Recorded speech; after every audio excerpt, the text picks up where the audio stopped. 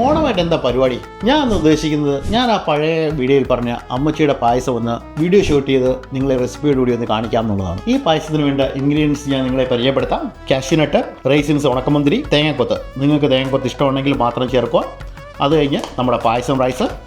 ഇത് മരയൂർ ശർക്കരയുടെ പൊടിയാണ്, അല്ലെങ്കിൽ നിങ്ങൾക്ക് ഉണ്ട ശർക്കരയും ലഭിക്കുന്നതാണ്.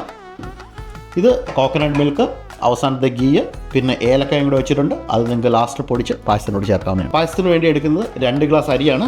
അത് വൃത്തിയായി കഴുകി എടുക്കണം. അരി കഴുകി റെഡിയാക്കി വെച്ചിട്ടുണ്ട്.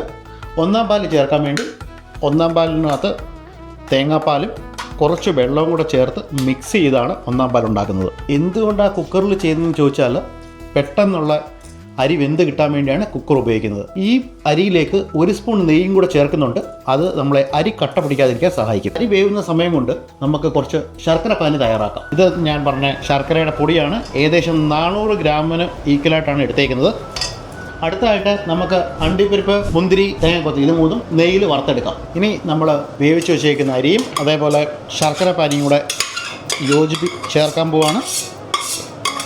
ശർക്കര പാനി എപ്പോഴും അരിച്ച് ചേർക്കാൻ ശ്രമിക്കുക. ശർക്കര ഒന്ന് പിടിച്ചു വരുന്നതിന് വരെ ഇളക്കുക. അതിനുശേഷം മാത്രം തേങ്ങാപ്പാൽ 2-ാം പാൽ ചേർക്കുക. അപ്പം അരിയും വെന്തു, ശർക്കരയും അരിയിൽ പിടിച്ചു. അതിന് 2-ാം പാലിൽ ചേർക്കാൻ പോവാണ്. ഈ പായസം ഒന്ന് കുറുകി വരുന്ന സമയം കൊണ്ട് ഈ ഓണക്കാലത്ത് ISൽ വന്നിരിക്കുന്ന കുറച്ച് വെറൈറ്റി പായസങ്ങളെ കുറിച്ച് ഞാൻ പരിചയപ്പെടുത്താം. ഒന്ന്, സാറാസിൻ്റെ പാലട പായസം. ഇത് ജസ്റ്റ് നിങ്ങൾക്ക് ചൂടാക്കി കഴിക്കാവുന്നതാണ്. അടുത്തത് നെയ് പായസം. ഓക്കെ, ഞാൻ ഉണ്ടാക്കുന്നതിന് തന്നെ കുറച്ച് വെറൈറ്റി ആയിട്ട് സാറാസിൽ നിന്ന് വരുന്നു.